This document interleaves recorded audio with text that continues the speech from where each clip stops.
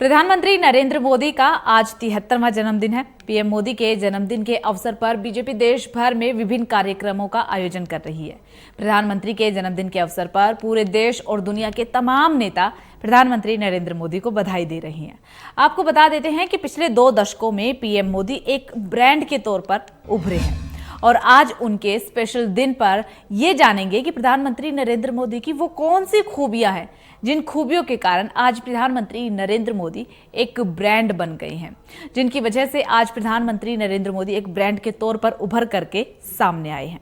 तो आपको बता देते हैं कि लगातार 22 सालों से प्रधानमंत्री नरेंद्र मोदी सत्ता में बने हुए, पहले 13 साल मुख्यमंत्री रही और अब 9 साल से बतौर प्रधानमंत्री देश की कमान संभाल रही हैं। 2 दशक से ज्यादा सत्ता में बिताना आसान नहीं है और पीएम मोदी यूं ही नहीं सत्ता में काबिज रहे हैं। उनमें कई ऐसी खूबियां हैं जो उन्हें दूसरे वर्ल्ड लीडर्स और पूर्व प्रधानमंत्रियों से अलग बनाती हैं।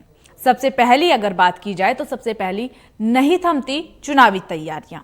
दरअसल प्रधानमंत्री नरेंद्र मोदी के नेतृत्व में पार्टी में चुनाव की जो तैयारियां हैं वो कभी नहीं थमती है।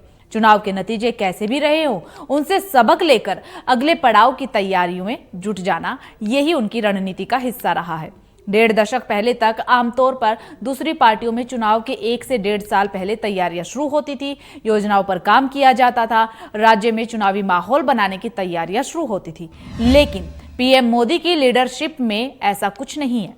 पीएम मोदी की लीडरशिप में ये ट्रेंड बदला और पार्टी ने चुनावी तैयारियों को अपने काम का ही हिस्सा बना लिया। दूसरी खूबी की बात की जाए तो दूसरी खूबी है विपक्ष पर दबाव बढ़ाने की कला। पीएम मोदी की नीतियां, काम करने का तरीका, बिना छुट्टी लिए जनसेवा के लिए काम करना जैसी तमाम ऐसी खूबियां रही है जिसने अघोषित तौर पर विपक्ष पर दबाव बनाने का काम किया है। विपक्ष को कमी निकालने के मुद्दे मिलने बेहद ही ज्यादा मुश्किल हो जाते हैं। इसका एक उदाहरण हम देख भी चुके हैं, कांग्रेस में देखा गया है। और ये उदाहरण जब 3 साल पहले कांग्रेस के वरिष्ठ नेताओं ने सोनिया गांधी को चिट्ठी लिखी थी और चिट्ठी में लिखा गया था कि उन्हें ऐसा अध्यक्ष चाहिए जो 24 घंटे पार्टी के लिए काम कर सके, जो 24 घंटे देश हित के लिए काम कर सके। और राजनीति से जुड़े पीएम मोदी ने विपक्ष के सामने एक उदाहरण पेश किया है। तीसरी खूबी की बात की जाए तो तीसरी खूबी है आयोजन कोई भी हो, जनता तक संदेश पहुंचाया जाए।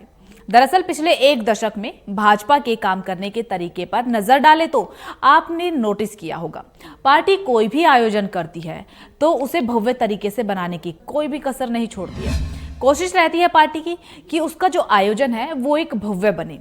हर किसी कार्यक्रम में ये रहता है कि उस कार्यक्रम की छाप जनता के दिल तक जाए। ये बीजेपी की हमेशा से कोशिश रही है। अपनी हर एक बात को जनता तक सीधे पहुंचाने की कोशिश बीजेपी की रहती है। नतीजा पार्टी और देश को इस तरह आगे ले जाने की कला ने उन्हें एक ब्रांड के तौर पर विकसित किया, जिनके हर संवाद का सीधा असर जनता पर हुआ है। हर आयोजन के जरिए जनता को संदेश देने की कोशिश की गई है, फिर चाहे दिव्यांगों की बात कर ली जाए या फिर दिव्यांगों को उपकरण बांटने की बात कर ली जाए। इसके अलावा हम कोविड की भी बात कर सकते हैं, वैक्सीनेशन का रिकॉर्ड बनाने की। सबसे खास और अलग चीज जो है, जो प्रभाव छोड़ने वाला वक्ता।